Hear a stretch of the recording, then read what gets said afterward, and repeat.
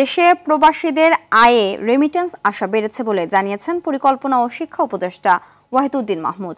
গত ডিসেম্বর মাসে প্রবাসী আয় বা রেমিটেন্স দেশে এসেছে 263 কোটি 87 লাখ 80 হাজার মার্কিন ডলার, বাংলাদেশি মুদ্রায় 30,000 কোটি 48 লাখ টাকা, যা দেশের ইতিহাসে সেরা প্রবাসী আয়। বিস্তারিত জানাচ্ছেন নাজিফ ফরাইজি।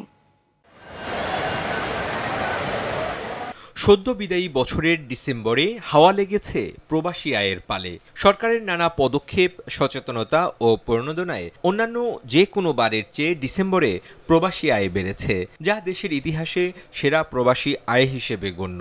গত ডিসেম্বর মাসে প্রবাসী আয় বা রেমিটেন্স দেশে এসেছে 263 কোটি 87 লাখ 80 হাজার মার্কিন ডলার, যা দেশি মুদ্রায় 30,000 কোটি 48 লাখ 50 হাজার 600 টাকা। বাংলাদেশ ব্যাংকের হালনাগাদ প্রতিবেদনে এ তথ্য উঠে আসে।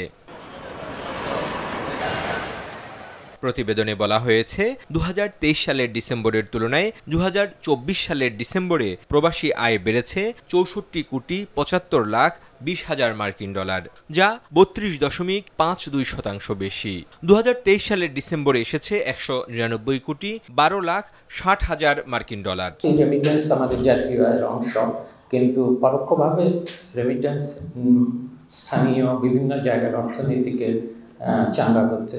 রেমিটেন্স বাড়লে যা হয় যে বা স্থানীয়ভাবে অর্থের সঞ্চালন হয়, তাতে করে স্থানীয় অর্থনীতিতে যেই অনানুষ্ঠানিক খাত আছে, সেবা খাত এবং ছোট ব্যবসা বাণিজ্য, আর্থিক কর্মকাণ্ড বাড়ে। একক ব্যাংক হিসেবে সবচেয়ে বেশি প্রবাসী আয় এসেছে ইসলামী ব্যাংকের মাধ্যমে।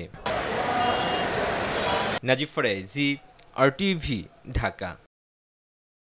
গাড়িটা আমার প্রেজেন্ট, আমার ফিউচার, আমার হ্যাপি লাইফ। আইডিএলসি আমার ফাইন্যান্সিয়াল পার্টনার বলেই কার লোন আমার কাছে লাইফ ইনভেস্টমেন্ট।